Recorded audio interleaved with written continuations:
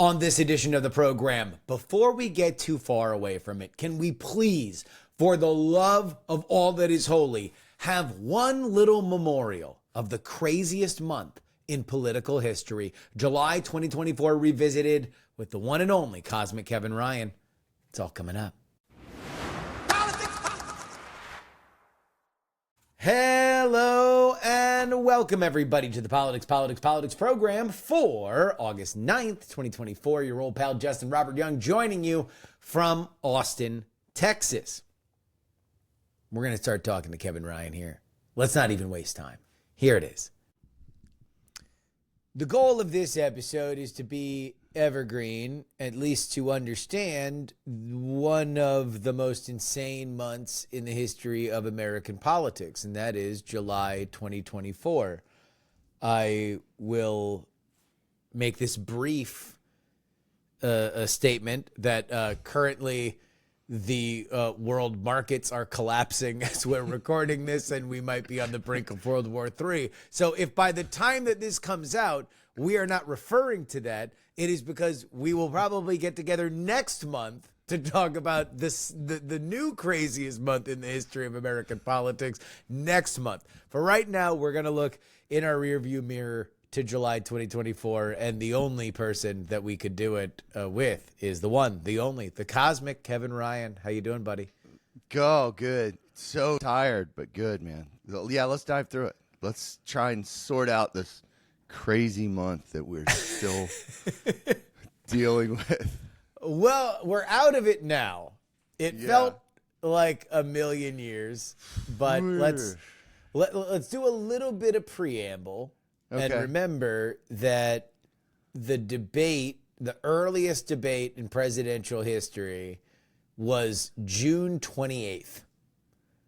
So we are 2 days before the end of that month that essentially sets a lot of things, although not all the things, in motion that make July so insane, where Biden is, just out of it.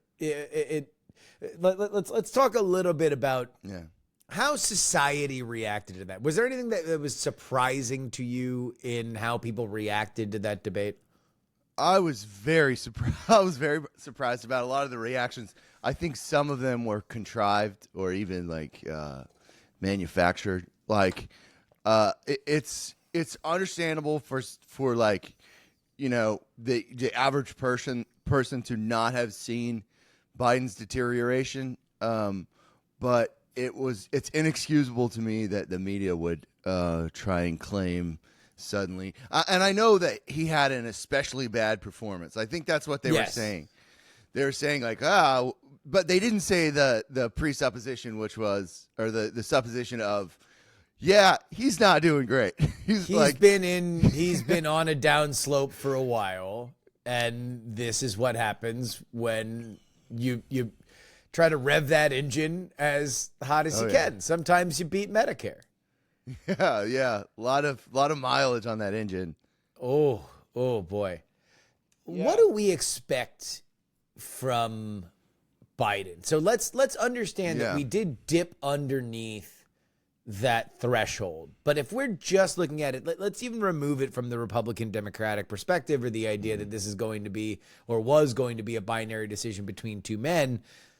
What is the societal expectation of an elder leader who still has something in the tank? Let me see. With the remainder of his presidency, or I'm just saying, I'm saying spiritually, what do we need? What are his strengths? And I'll start it off and see if we can go somewhere with this. I think the ultimate narrative problem that Biden had is that if you're gonna be that old, you have to at least project that you have wisdom. And Joe Biden was never, even when he was quicker, a big thinker. He was that was always tactician. The joke. Yeah. But I mean, let's even, I'm not even trying to slam him. I'm just saying he was the tactician. He was the guy that he was the backslapper who knew how to go into rooms. He would remember birthdays and say, hey, I know that you want this and you want this and you want this. Let's all get, if you give this and you give that and we give this, then we can all get this over the line. That's why he was so good in the Senate. But he was never anybody that had, the big idea or the wisdom side of it. There's a reason why, even to this day, and in his farewell address, should he give one, he'll mention his cancer thing, because that's been his thing, which, not to say that cancer is not a major issue for which we should spend time and money and put the best American minds to helping cure. But it's not exactly either a thing that he could achieve tomorrow or a particularly outside the box idea. He was just never going to be able to give us the, even in that Jimmy Carter kind of way, where there's an element of Jimmy Carter, as unpopular as he was, you could say, oh, well, there's a kindness. There's there's something elemental. We were out of the elemental stuff with Biden.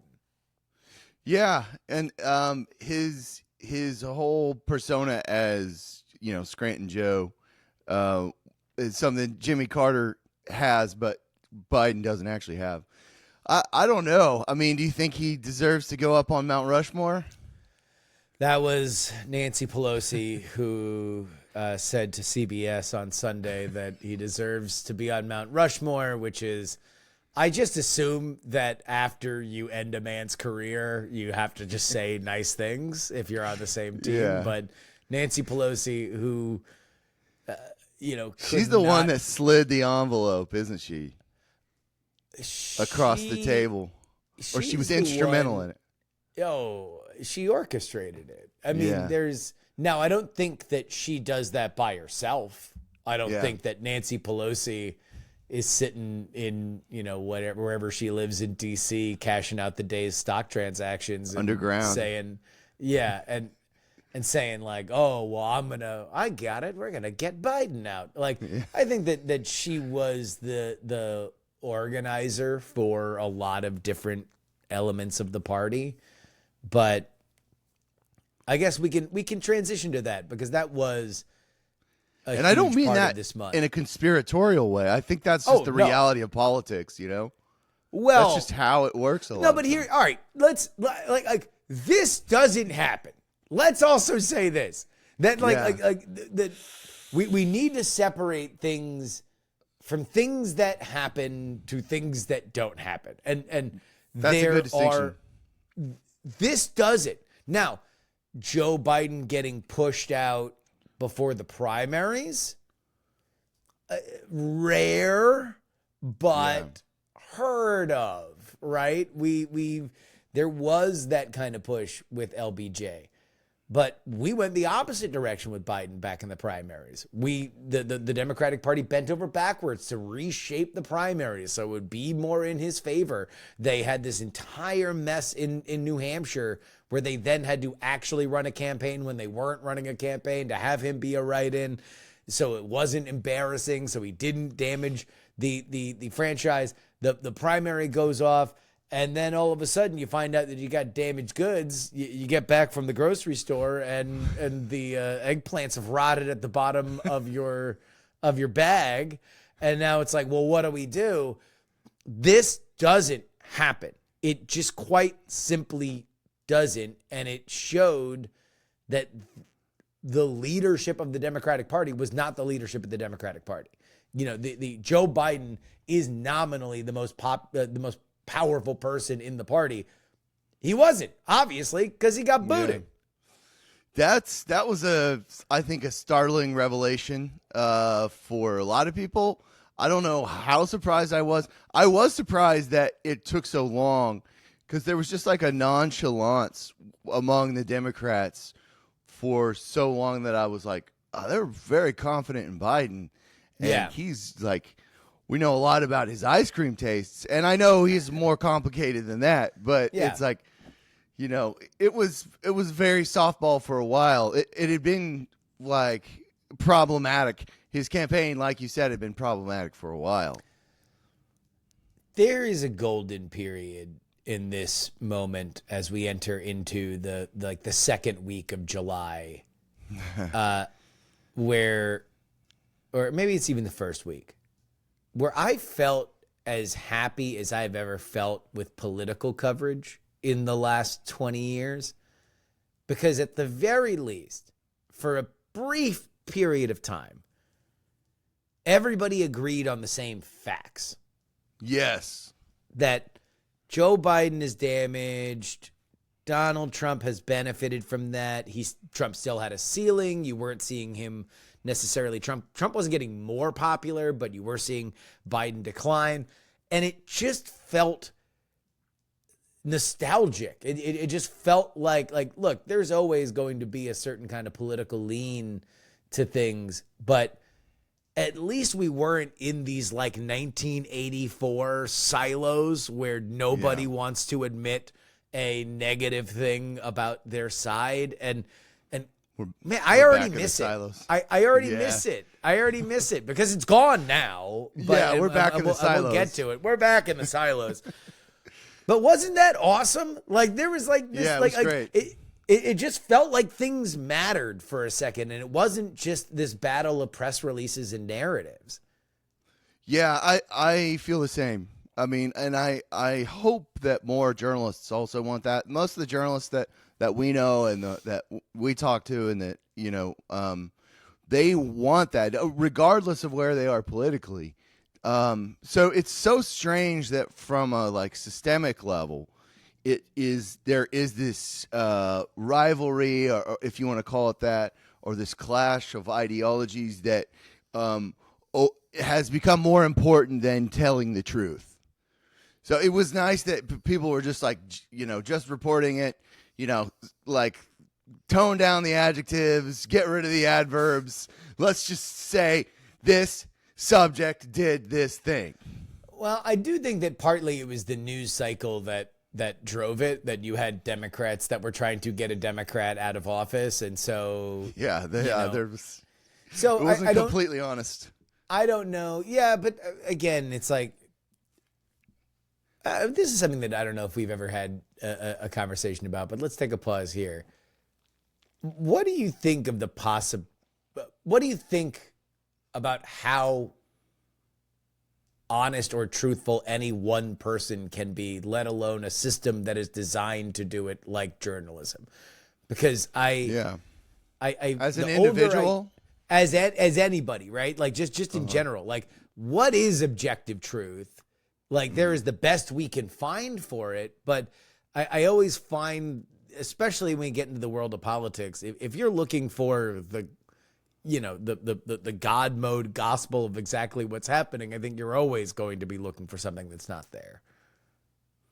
Yeah, that's a great question. So what would objective truth be within the context What is of objective politics? truth? Let's just say, what is objective? Okay. Let's start here. Let's start at this cornerstone. Yeah. What is objective truth? A equals A is the simplest version of objective truth. So it is our agreed upon code. Is. Yeah. And then we can spin off into all kinds of other things. I think we're at a perspective, and we've been this way since probably the like cultural philosophical revolution that happened in France, beginning with the late existentialists into the post-structuralists and the postmodern movement in France, where we can't exactly agree on that either. So, in really like philosophy 101 terms, it's like this fight between the objective and the subjective. But I think even when you have a relativist view of the universe, there is a binary. There is always a binary, and truth exists as within that binary between those two objects or those two subjects. So that's a bloated answer for no. This is exactly what we're here for, and that's, it's different, I guess, for everybody. Yeah, my truth is theological, you know. So that's not the case for everybody.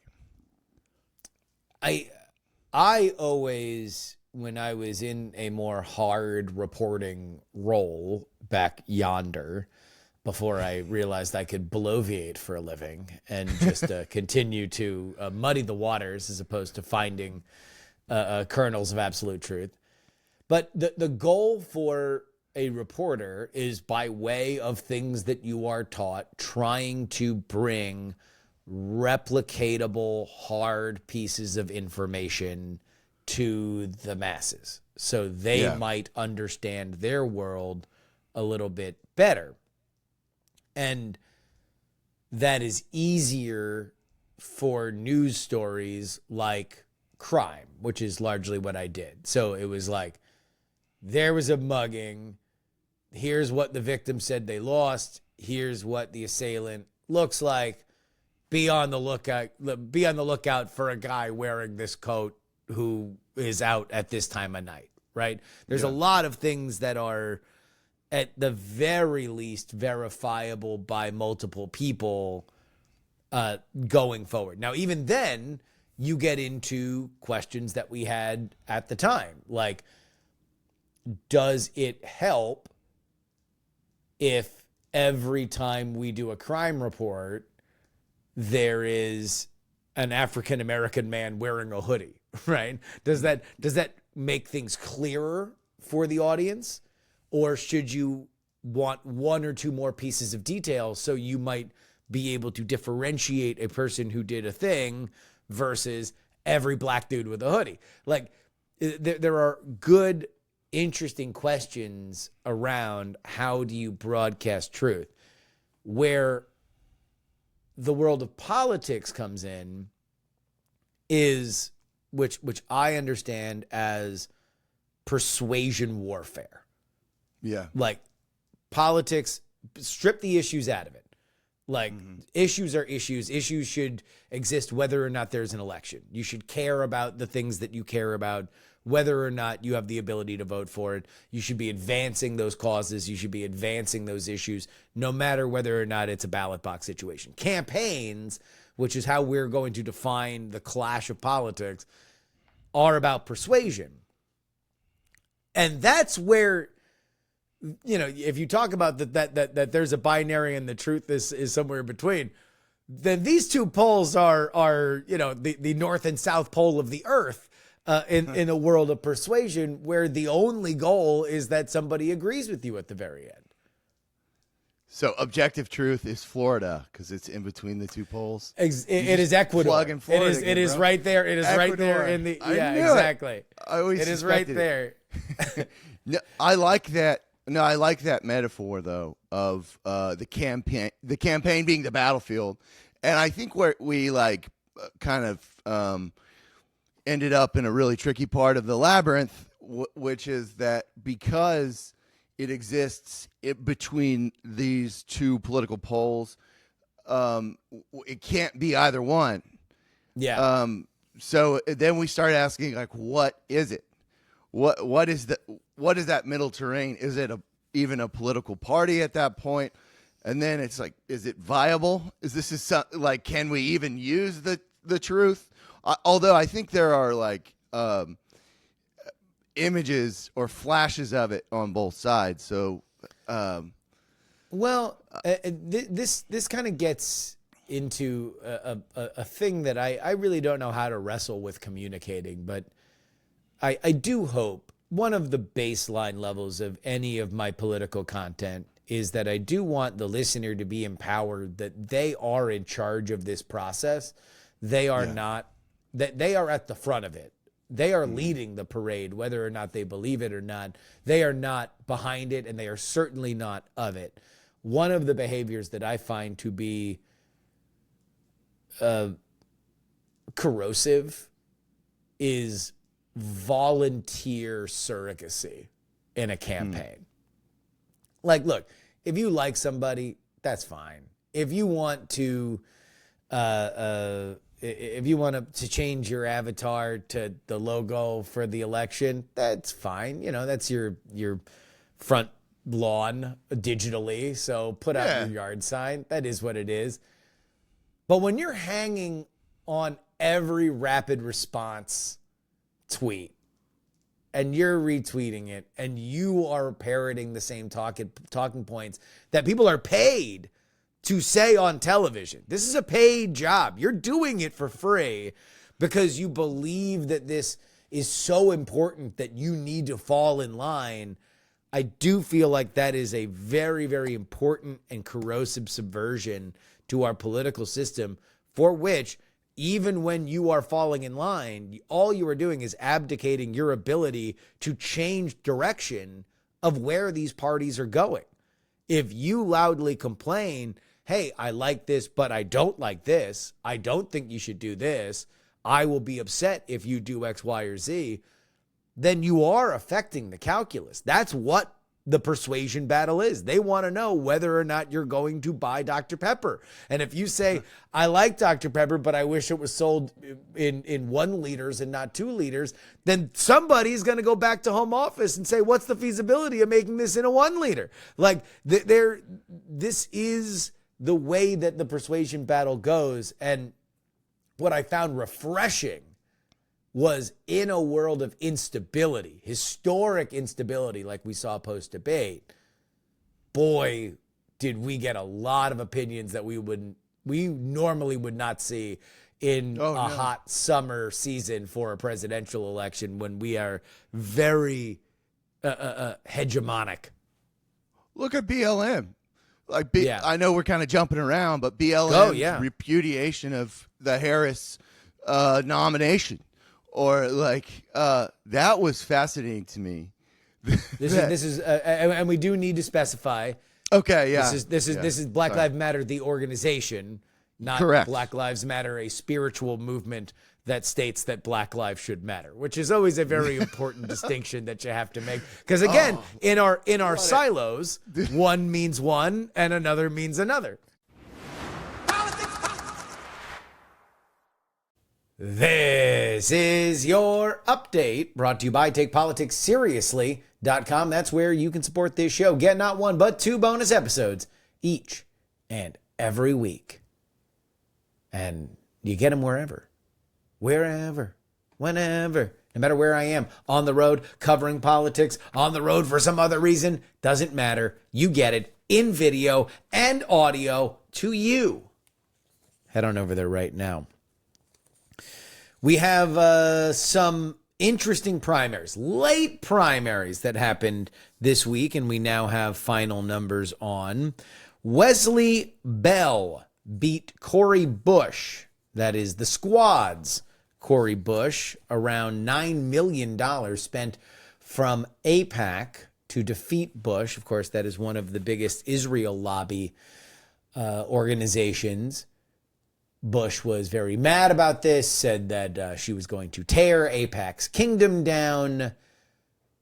And yet, ultimately, Bush and Jamal Bowman, who also lost his race in New York, when AIPAC spends a bunch of money, but they don't mention Israel in their ads about you, then you probably lost for reasons that went outside of Israel. If AIPAC was that powerful, do you think Rashida Tlaib would still be in Congress?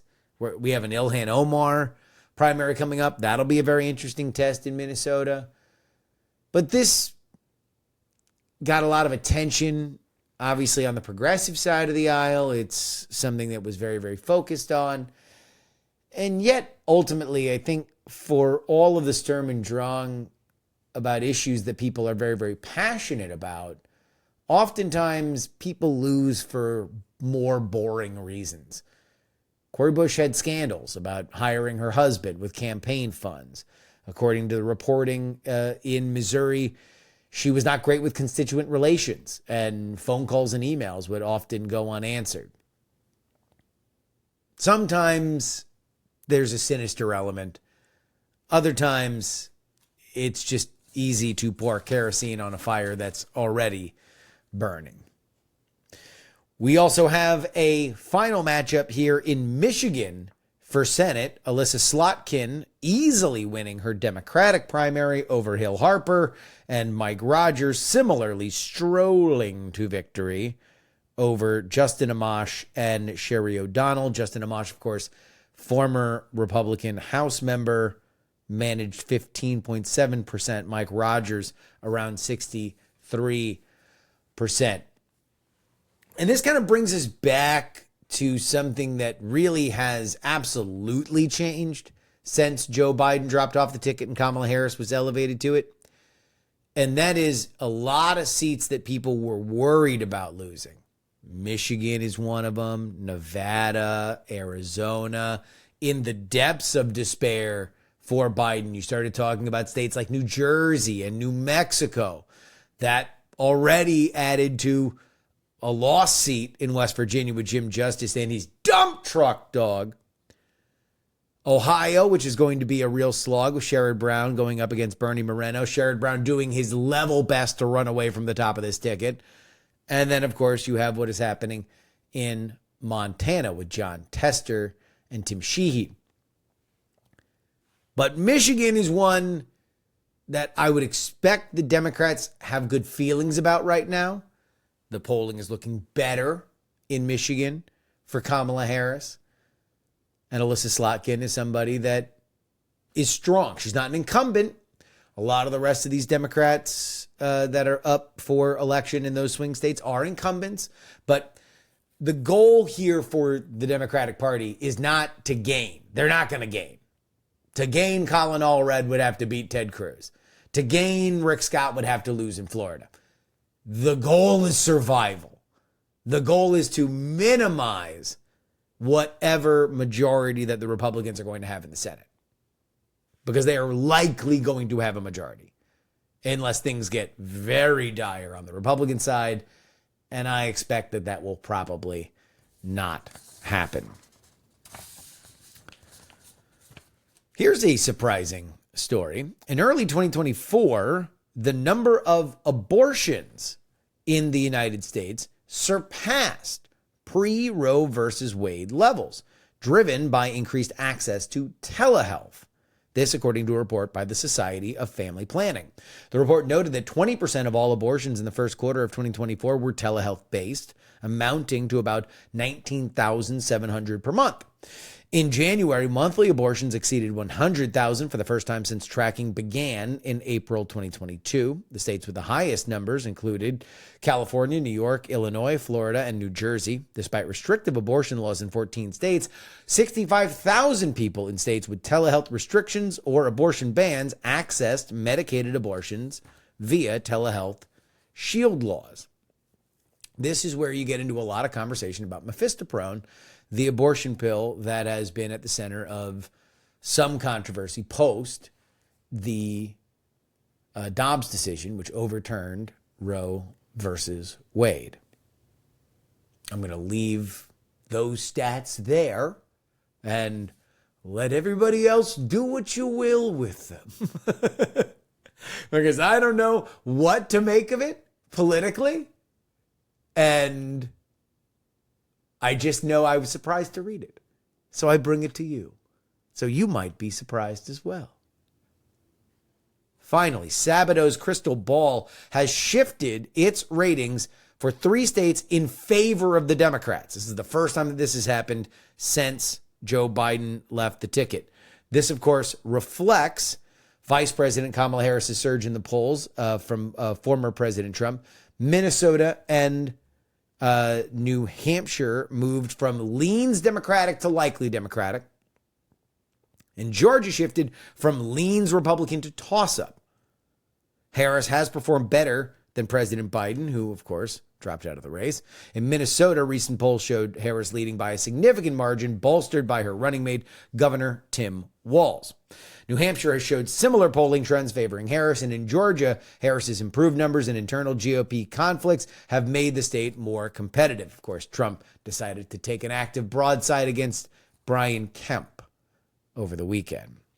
The crystal ball notes that the fast-changing dynamics since Biden's withdrawal would predict further clarity post-Labor Day after we are done with the conventions, and it is nothing but a long slog to Election Day. Of course, Crystal Ball moves stuff to the Republican side during the dying embers of the Biden push. Now it leans more Democratic, which essentially brings us back to where we assumed this was going to be, which is close. If you want another podcast this week, well, you can sign up at the $3 level. And guess what?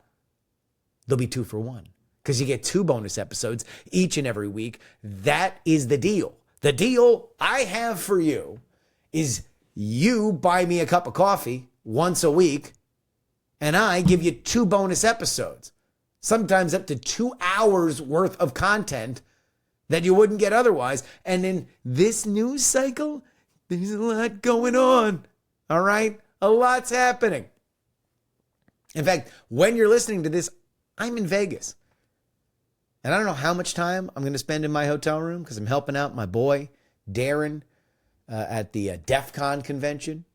If you're a hacker, come and see me. Say, I listen to PX3. But when I do go into my room, I am going to have the television on. And I'm going to be watching every single political ad for that Nevada Senate primary, for the presidential. Ooh, baby, am I gonna soak it in. And you can hear all about it at TakePoliticsSeriously.com. And now, back to Cosmic Kevin Ryan.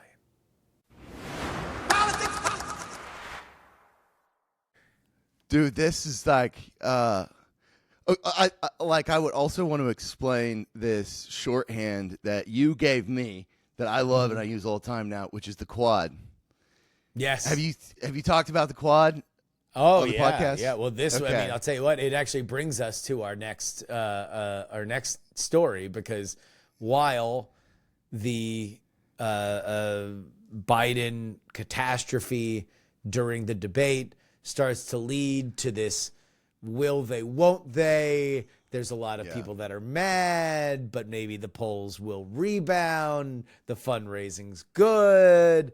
Amidst all of that, I am watching my quad, which for those of you who have not followed my daily life on social media, is a television screen that I put in my office where, It's awesome. like a supervillain, I just have 4 24-hour cable news networks on at all time. Although I've switched it to the Olympics sometimes on the weekends. Good. But We'll probably get to that too. yeah, I'm watching, and Donald Trump is doing a rally in Butler, Pennsylvania, and I'm curious to see, number one, how he talks about Joe Biden, and number two, how he handles Dave McCormick, who is the Senate candidate for the Republicans in that state. He is, running behind Bob Casey. So I'm watching this live. And as I am watching it live, on the quad, Fox is carrying it with sound.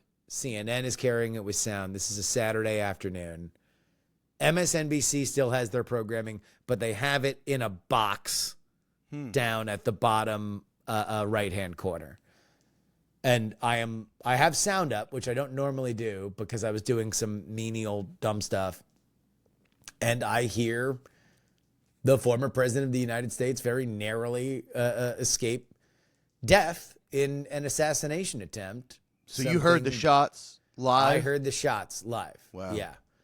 Which that's the thing about gunshots is they, unless you are very, very, very familiar with shooting, and I am a soft-handed dilettante from very fancy areas. I have not owned a gun in my life, but so I am not familiar with the cracking. We gotta get you loaded up, sounds. dude. I know. I live in Texas. Trust me. You've heard it before. I've heard it before. I'll hook you up, all I bro. want to do is I don't want any stolen valor. I don't need, like, there's only a few groups of people that will email you immediately. And the Second Amendment people they're on that list. It's like, oh yeah, it's like that and Swifties. Like you're gonna get emails immediately if you. How about that overlap? Anything.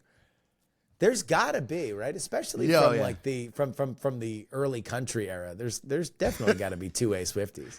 Oh yeah. Yeah. Okay. Just sorry. rattling those friendship bracelets. Just round after round. Beat. Yeah. But yeah, so Trump nearly dead, and as we find out later how very close he came. Before we get into what comes afterward, where were you? How'd you find out, and what were your initial thoughts? I was at home, and it was chaos as usual with kids and all that. We were trying to decide. 2 little girls, yeah.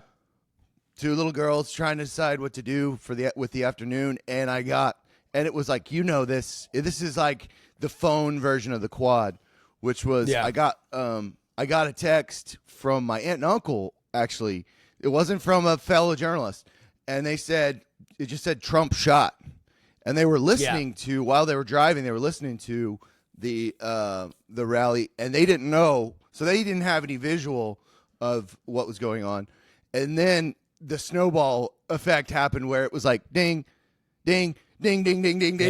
Yeah. Like my phone was just going nuts. And so I rushed over to put on the TV and caught it right when he ducks and you see it hit his ear and that he drops. And that's what I saw first. So I was like, I didn't know what happened. So it was almost like I was watching in real time.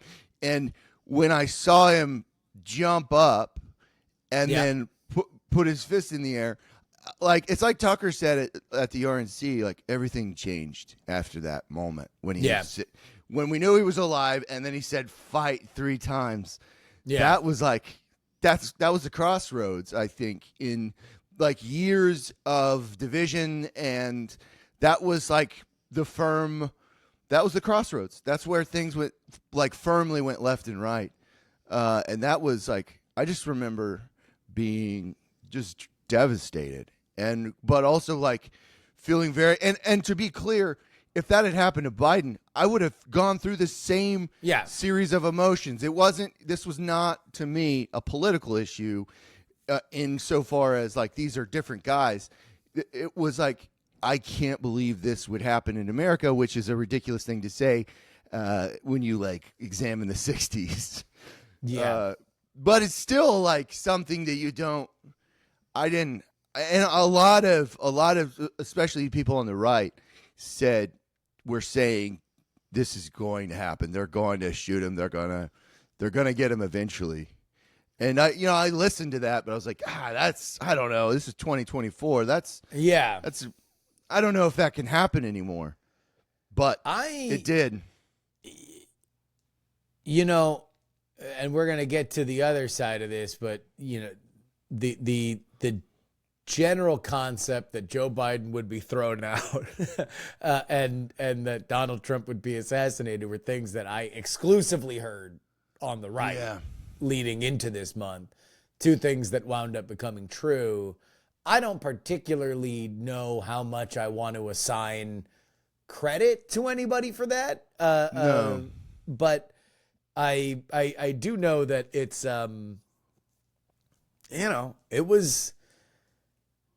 it was a real it was a literal bullet dodged. It was a figurative bullet dodged, because and this is something that I wrote about, but I don't feel like people really understand how truly damaging to the country it would have been if he died. Oh, like I don't think that people really grokked, even in the moment, how the if you think that the conspiratorial stuff was bad now, right, or bad before that, the conspiratorial elements of him dead would have been 50-fold. And I don't know if where we are as a country, we certainly don't have the people now. We would have to have them emerge to kind of bring the country together. And I do think it would have left deep, deep divisions that we would still be trying to dig out from under.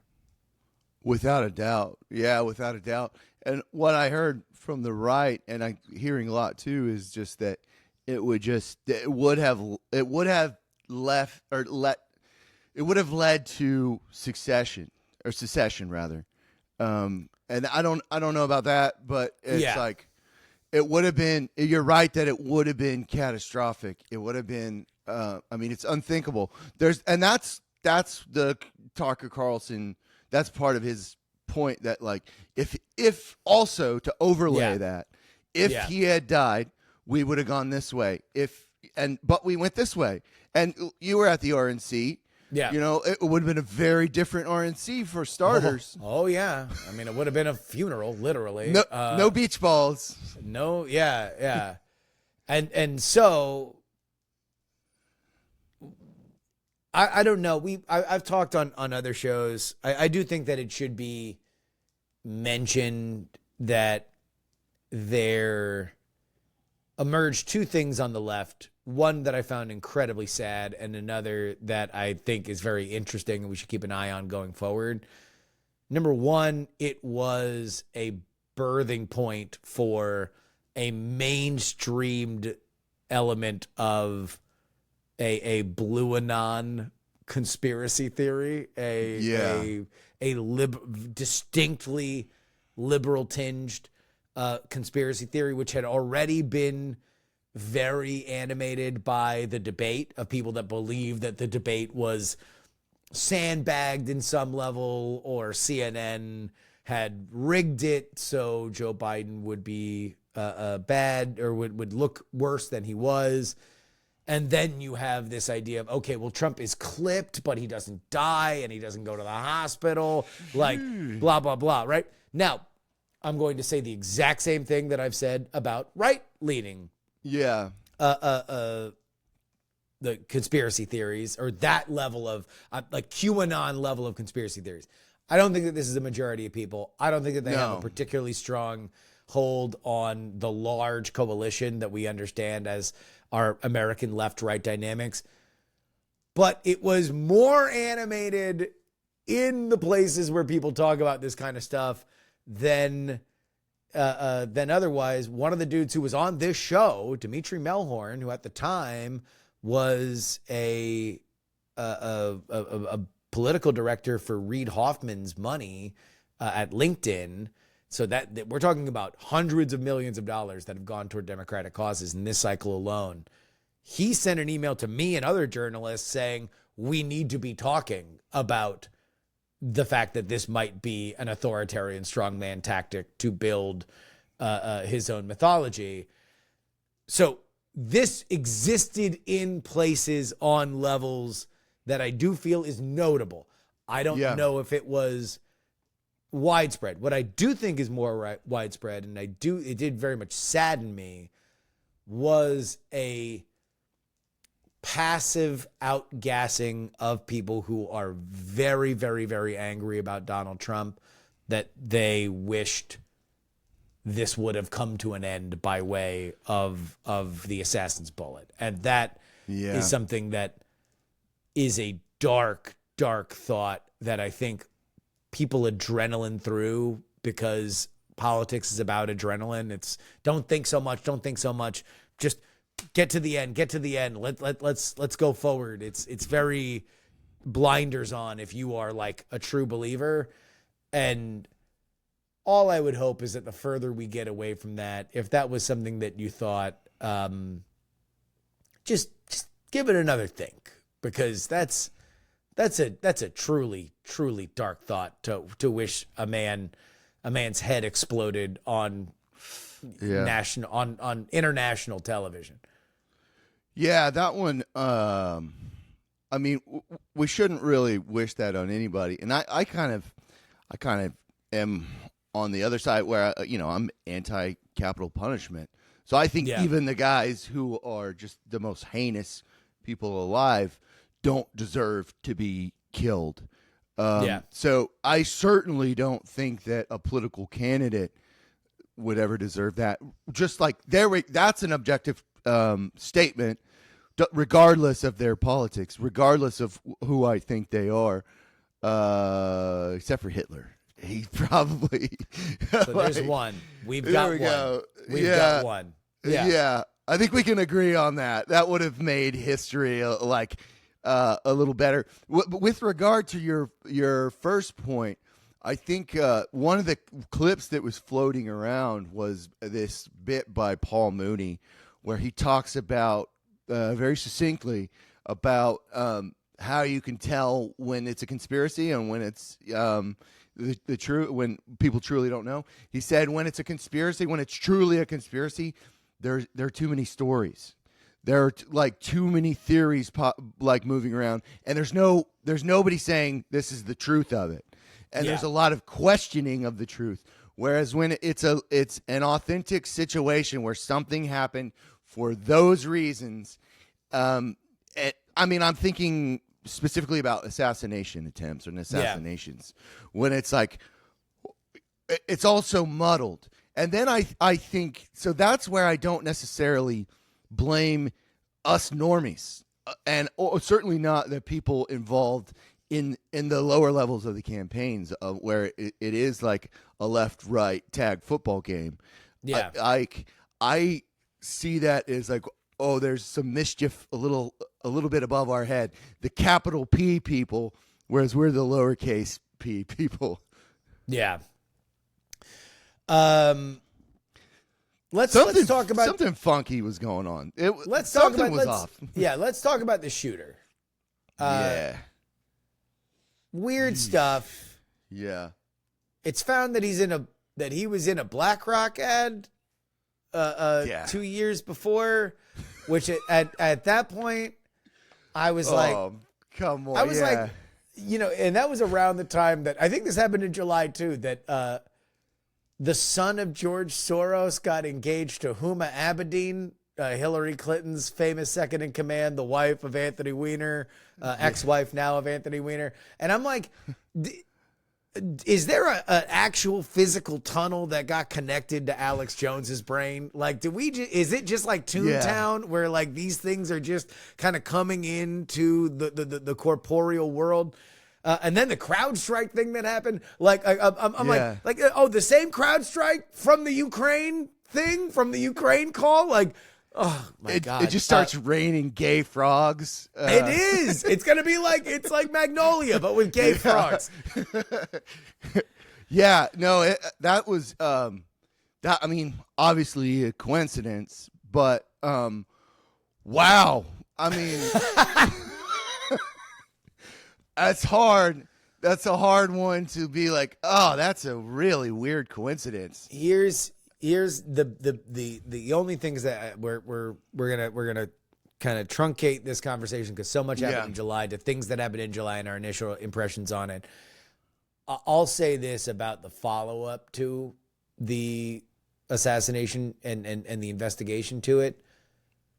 I need daily updates, and I need them to be as forthright as possible. I was very annoyed, and I was happy that she was fired. The testimony of the Secret Service head, not because I think that there are systemic problems with the Secret Service in terms of funding an organization and who gets protection, who doesn't get protection, blah, blah, blah, blah, blah, that probably went over her head. What bothered me the most about her was the very CYA attitude she had, the cover your ass attitude, where she was talking like she didn't want to get fired from her job. And that's very frustrating when your job is to keep people alive. We need zealots. We need true believers. We need monks in that profession, because it does require a little more than just another paper pusher gig in DC. Yeah, I really enjoyed seeing AOC go after her Yeah. in the hearing. I mean, because all of those representatives are, I mean, a healthy, smart Secret Service attachment is very important for them. Yeah, I didn't like that, and the new director showed up and was like immediately scapegoated. So it was like, and he handled it pretty well. I think I didn't see the whole Yeah. hearing, but I mean, he was taking responsibility that he didn't have to take. Well, at the very least, he said the first thing I did when I became the Secret Service head was I went to the place where the shooting happened and I laid down where the shooter laid down, and I became very sad. It's like, good, man. good. Yeah. I'm here Yeah. for that. I am Yep. here for you to do that. That is good. I do think that you're going to need to require a little cut above. Now, whether or not he's going to be good at his job, we'll find out. Here's what I'll say about the FBI in terms of the investigation. It doesn't take this long to publish which Discord servers he was in. Yeah. All right? Like, I have said from the very beginning, I don't believe that people who engage in political violence have any relation to our left-right dynamic. Yeah, I agree. I agree. think that the left-right dynamic that we have in America is a constantly moving, constantly evolving, constantly changing average of opinions and what matters and what doesn't matter on either side. That is something that you should not feel a moral compunction if somebody on a fringe element of your side does something, because you are just somebody who believes what they believe. You submit that into the ether. It all gets averaged out, and at some point you are on whatever side of the spectrum, and so you are therefore going to be a coalition with one of the two major parties in America. That's generally how it works.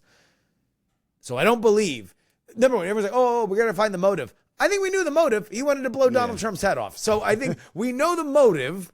What people say when they say motive is, oh, well, did he want to do it because he felt Donald Trump didn't build the wall? Or did he want to do it because Joe Biden said Donald Trump's an existential threat?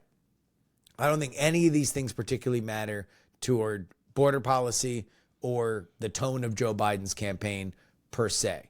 That being said, I want to know what Discord service he was on, because I do want to understand where this person came from. I don't believe it's going to, I don't believe it should, and you will never hear out of my mouth that it should reflect on either of the two major political movements, but I do want to know. And there's a part of me that says if the Discord server was Trump not fascist enough, we might have already known. Yeah. Yeah, that's what I don't like, and that's where it's I have a problem with that just for the entire political process, not for any left-right reason. We need to know, we need to have more information about that. And I agree with what you said on the first end of that, which is like no violence. Violence should be the thing that if you engage in violence, you're off the field. You're like, you no longer represent either side. Well, and it's like, look, you know, Mark David Chapman shot John Lennon because of Catcher in the Rye. Does that mean that we ban Catcher in the Rye? No, it just means that this dude was psychotic about it. So you're a phony. Yeah, even if you have any kind of political agreement with this guy, and you know, if it is true what the Gab guy published, what apparently the FBI was looking into, one of his classmates said that he wore a mask later than anybody. I'm going to assume he is more left of center than he is right of center. Yeah. But he crossed the threshold for which 99.99999% of whatever coalition he would have otherwise slotted in doesn't cross. And that is violence. So the second you decide to take your opinions beyond that, to me, you are not reflective of anything else, because nobody else would do that. And so I don't want this to fall by the wayside, and we're just like, well, I don't know, who knows why he did what he did. It is. I don't want this to be the January 6th pipe bombs. I don't want this to be this thing that just sort of falls out of our mainstream, and that's my hope and my wish going forward. So I'll say this obliquely. Did you know about like the CIA operation early on the CIA initially when it was founded was like very focused on cultural change and cultural representation of America in the face of the Soviets, and they wanted some taunting to happen. But there was one of the campaigns, or one of the operations rather, was to empower or like even fund the abstract expressionists. So like Pollock and Mark Rothko, Really? CIA funded. Yeah, like created the movement beyond and without the artists knowing, because they were all sort of left. Some of them were former communists. They were like really sort of the perfect selection for the CIA to taunt the Soviets. Gotcha. Because they were like, they had seen the Soviet system and said, and they were, but they were still left. So, they paid for it. They popularized it. And it was also like, there's a connection with, I think it's the Met or MoMA. So like, I'll just say in relation to what we're saying or what we're talking about, like the CIA is fascinating. Let's leave that there. Yeah, that's it. That's all I'll say. The CIA is fascinating. Thank you, CIA. Yes, for your cultural infusions. I covered the RNC a lot, so we don't need to go over it per se, unless you have any questions about the RNC itself. I mean, I loved just checking in with you and getting updates. That was a lot of fun because it was like cool to be able to tell, because everybody was asking me like, they were, like, are you going to go to DNC since you didn't go to this? And I was like, I can't go to either. But it was cool to, text you and get updates. So I was like, those got me a couple beers, actually. Hey, nice. So, your coverage was fantastic. All right, good. Well, then we will leave it there. You can go back and check it out if you'd like to. Because now we come to the cataclysm that wait, pressure, and then the unthinkable happens. Not but 15 minutes after I publish a lengthy Substack about why Joe Biden is not going to relinquish his position as nominee for the Democratic Party. Indeed, exactly that happens. Joe Biden drops out via Twitter. How did you experience this? Through your Substack, actually. Yeah, good. This was a not uncommon thing, is that because I immediately sent a second email that just said, LOL, never mind, please disregard my last email. I thought that was when I was like, this is good. This is going to be there's some salt in this situation. Man, what an interesting situation. Because you and I have covered a lot of Kamala events. We've been to a lot of Kamala events. We've seen her. We've followed her closely for a while. Well, hold on. Before we get to Kamala, because we're going to end on Kamala, but let's just talk about the Biden side of this. Okay, so Biden's resignation. Biden dropping out. Okay. How did that go relative to how you would have imagined that would go? If I just told you at the beginning of this year, at some point, Joe Biden is going to drop out of this race, how do you think that will happen? How would you have expected it to happen? Not like that. Like so that. It was different than what your expectation would have been. Yeah, I think, and maybe it's like a House of Cards connection with like that president's. I know that was a totally different situation, but I didn't expect that. I expected him to be more out front about it. I think it seemed like it felt like somebody had tightened some screws on Biden. It felt like it had to happen now, right? Like there wasn't enough time. It just, to me, signaled that he had no power at all. Yes. That scared me. I was hearing stuff at the RNC that, well, he has COVID, so he wants to get better. He knows this is going to be a really important moment, but it was all centered around the idea of him doing a televised address, and he eventually does it later in the week. But that's not how it gets out there. It's not like there's going to be an announcement from Joe Biden, and then in the middle of that announcement, he makes his statement that he's going to be out of the race. It happens via Twitter, and we are full sprint toward Kamala before he even does his statement to the nation, which in and of itself still feels like a campaign address. It's not, there was no step back of, hey, let me take a beat and just say, because I have this rare moment in American history, and let me just talk to you about your mind wanting something and your body not being able to deliver. I think that there's a huge lesson in there that we could take from that, hey, oftentimes even our best efforts are not going to be good enough, and we have to understand when it's time to step down. With everything screaming inside me that I'm making the wrong decision, I'm going to do that right now.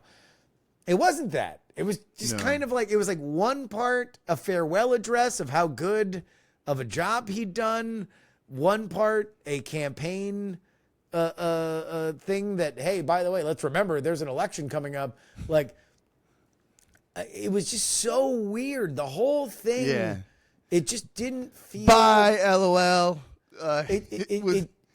It didn't feel like he took the stuff he could have, the lengths he could have as president. I feel like as president, we wanted to hear as much of his real thoughts as he could possibly give.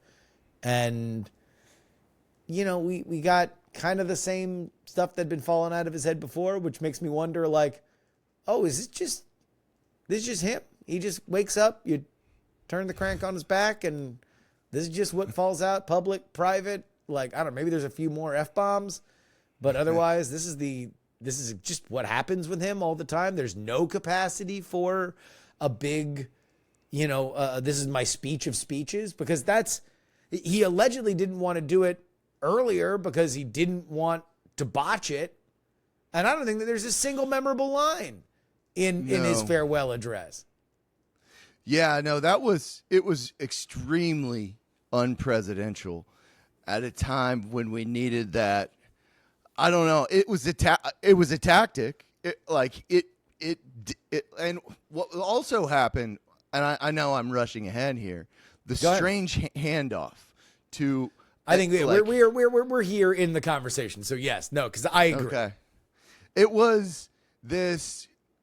Going back to what I said earlier with like you and I covering a lot of Kamala events, there is like always been a sort of agreed upon, like we saw the media really try to get behind Kamala at one point in the 2020 run, and really like giving her the opportunity to go out there and like believing in her campaign, and it was strange to see this extremely unpopular person, one of the most unpopular political figures in less popular than Joe Biden. Yeah. Oh yeah. And it was strange to see these like glowing overnight, to see these glowing stories about her in the fashion section, the food section, every part. Like my Alexa, with the screen is just like churning out pro Kamala stuff, and it was just like, whoa. I mean, I was talking to somebody about it yesterday, and they said it's like Sugar Rush. They said it's just an excitement about fresh blood in taking the role. I don't know. I don't know what it was, but it felt like even down to the agreement on like, no, she was never the border czar. Well, let's get into that in a second. I will. Okay. I totally agree that the handover was jarring. As soon as Biden says I'm endorsing Kamala, again, we first hear Biden's voice after he says he's going to step down, when Kamala is taking over his campaign and he's on speakerphone when that happens. And it's like, okay, well, that's, I guess the entire presidency is just kind of subjugated. This is what a party unity over everything is I guess the point. That also is the moment to get to your border czar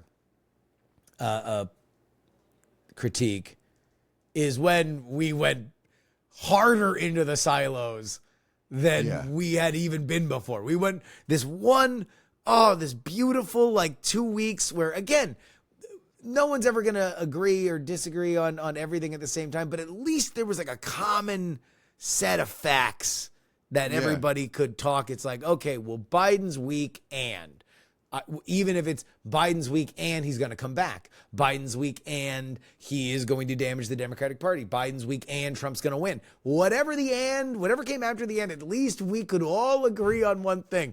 And then as soon as that's over and Kamala's in, it's like, no, Kamala's amazing. Kamala's always been amazing. Kamala doesn't have weaknesses. Kamala isn't really all that left, nor is she really all that to the center. She is everything. Kamala is here for you. When you look at Kamala in the mirror, you see yourself. That was, and what bothered me, I mean, a lot of things bothered me about that, beyond it feeling like hypnosis or an attempt at hypnosis.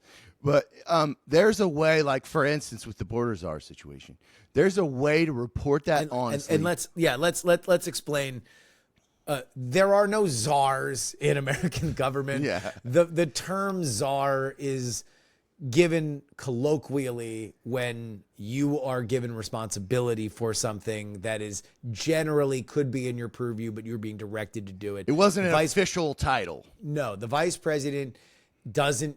They just are kind of deputy president, right? And so oftentimes issues that the president doesn't want to directly deal with, but wants to signal that their administration are taking seriously, they will delegate to the vice president. Mike Pence with COVID, Kamala Harris with the border. So when the border gets bad, the White House realizes, okay, we got to do something. Kamala, you go down to these Central American countries and please talk to them. She goes down. She tells them, do not come, blah, blah, blah. She is colloquially referred to by the White House and the media as the border czar. And when she becomes the nominee, her team immediately starts fighting with the press. And the press seems pretty pliant to say, oh, well, she was never the border czar, including one Axios reporter who had written the term border czar in reference to Kamala Harris in previous times. That is exactly what I have a problem with, because the way you said it is the sort of nuance that I want and expect. Maybe that's my fault, but there's also like a way to tell the story and to deliver the narrative where you're still telling the truth. So it's like, she was technically the border czar. This was the position, the informal position she was given, and we labeled her the border czar. Whereas, but like this whole like don't believe your lying eyes situation was problematic. Where it's like, no, we never said that. And it's like, well, you said it right here. It's like, no, I don't see that. I don't know where to draw the line between genuine liberal enthusiasm, and I do believe that there was genuine liberal jubilance at the fact that they had done the impossible. They had threaded the needle and got a sitting president they felt that was very, very damaged to step down. That does not happen. So there was a sense of achievement. There was a sense of relief that the process by which you get a sitting president to step down is by hitting yourself. So they stopped hitting themselves for the first time in 3 weeks. That's got to feel really, really good. And amongst that comes a falling in line so fast it can't help but feel like 1984. It can't help but feel like Joe Biden is the greatest president since FDR, to Kamala Harris will be the greatest president from FDR with no hesitation. We've always been at war with East Asia. We've never been at war with East Asia. That's just what we that was what gave me pause. And what I'm giving grace to as we have this conversation on August 5th is I still want to see how it ages. We tend to get really hyperbolic about very short periods of time, and I can understand it with this month because there's a reason why we are, going to go over an hour talking about 30 days or 31 days. But I want to see how it breathes. Because, as we're recording this, Kamala hasn't picked her VP. If she picks Shapiro, the honeymoon's over with at least a portion of her electorate. So that might be the smart political play, but it's going to make a bunch of the people that are making memes about her, that are saying she fell out of a coconut tree, less than pleased. Yeah, there are a couple things there too that I completely agree. I hope, to keep going with the sugar rush metaphor, I hope that it is a sugar rush on the part of the media, because that indicates that they are reacting, which I think happens a lot more than people on the right realize. That the so-called corporate media they're not in the subterranean boardrooms scheming these political maneuvers. They are reacting as well. The conservative press is often described as reacting as well as being reactionary. But I think that we don't talk enough about how the liberal press is reacting to the bigger picture as well. Yeah. So I'm hoping that's the situation, and I'm hoping as it plays out, things even out a little bit. But I think a lot of people were just on the left were just very relieved and maybe even liberated. They felt liberated by this this fresh candidate, this opportunity. Because after for a lot of people Democrats and liberals I talked to, after that debate, that was a moment, that was a bucket of cold water for them when they were we're going to lose. So I think there is a lot of hope, and they got a shot. I hope that's what it is. Shot. Yeah.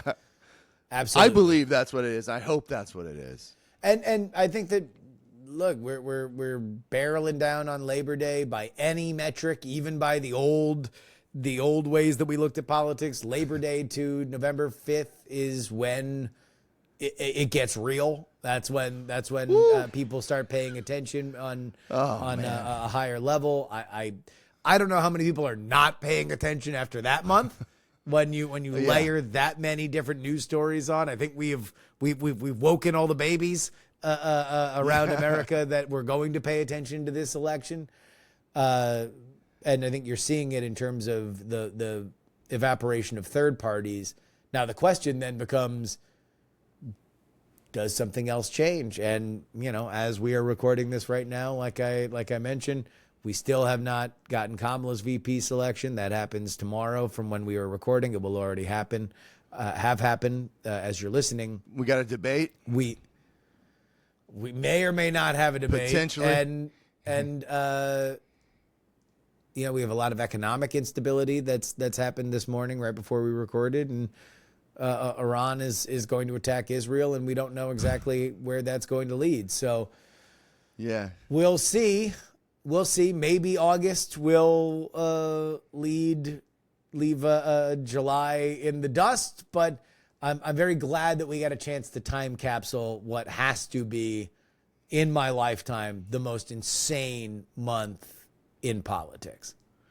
Without a doubt. If I had to summarize it, it would be what you and I say, because, all of us were checking in with each other. Yeah. Especially like anybody who had to sort of document this news cycle.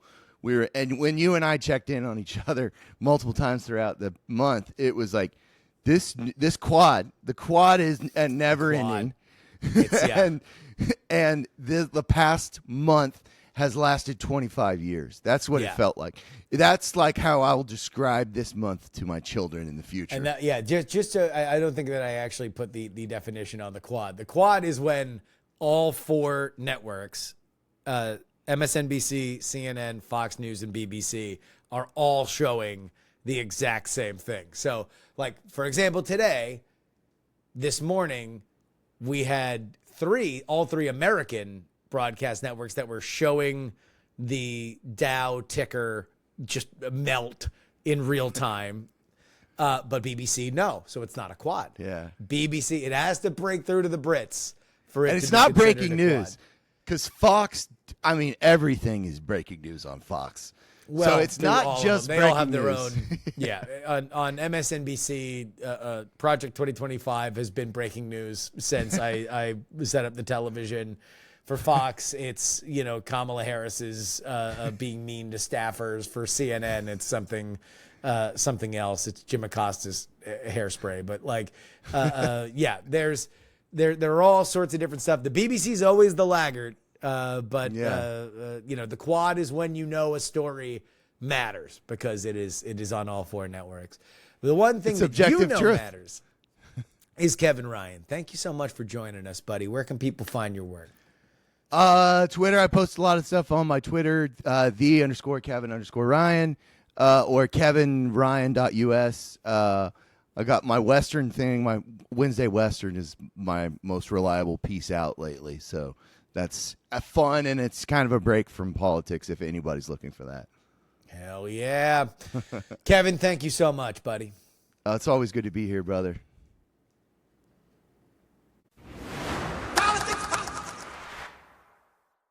And that'll wrap it up for us today. Politics, written and hosted by me, Justin Robert Young, for Dog and Pony Show Audio. I want to thank Mr. Kevin Ryan. Always a delight to have him on the program. If you would like to find our clips on social media, TikTok, Instagram, Twitter, all of them are Justin R. Young. That's my name, Justin Young. Put an R in the middle. You're already done. YouTube. We love YouTube. We love the video. We love the community that we are building on YouTube. We love the comments, folks, don't we? That is youtube.com/@politics. That's where you need to go for that. And if you want to share our audio version of the podcast, it is letter P, letter X, number 3, podcast.com, px3podcast.com. Obviously, there's a lot going on. Obviously, if you got a little bit of that digital money sitting around, well, one place that you can kick me a little digital coin is PayPal. PayPal.me/payjury. That is PAYJURY. PayPal.me/payjury. Venmo is Justin-Young-20. Cash App is PX3Cash. And if you'd like to send me anything in the mail, it is P.O. Box 153184, Austin, Texas 78715. Of course, you can always get our bonus content at TakePoliticsSeriously.com. $3 tier gets you 2 bonus episodes each and every week. And our $10 tier gets you that, plus your name read at the end of the program each and every week, including these brilliant legends in the Titanic $10 tier.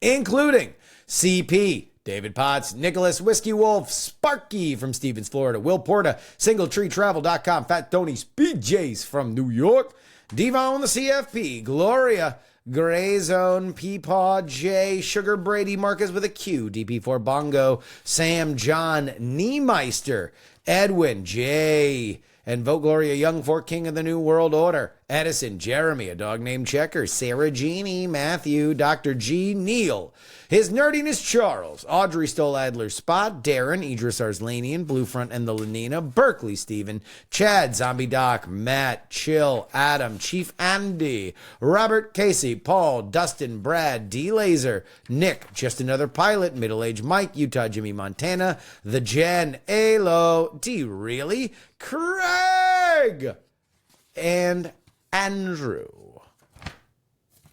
You want to join their ranks? One place to do it, takepoliticsseriously.com. That wraps it up for us this week. Next week, a whole new slate of shows. Good Lord knows what is in store for us. Will the economy have another very scary hiccup? Will war have broken out throughout the Middle East? We'll be hearing more about Tim Walz's service. Or maybe J.D. Vance's eyeliner. Or maybe Donald Trump will get on the trail. Been a little quiet. Been a little quiet outside of the weekends for old Donald Trump. He used to be able to brag that he was out more than Biden. But Kamala and Tim, they are banging out big rallies. Does that put a little pressure on old Trumparoo? Is Big Chungus sweating? Well, we'll talk about all that and more next week. Until then, this is your old pal Justin Robert Young saying some shows talk about politics, others talk about politics, and still more. They're out here talking about politics, but this is the only show that dares discuss. Oh!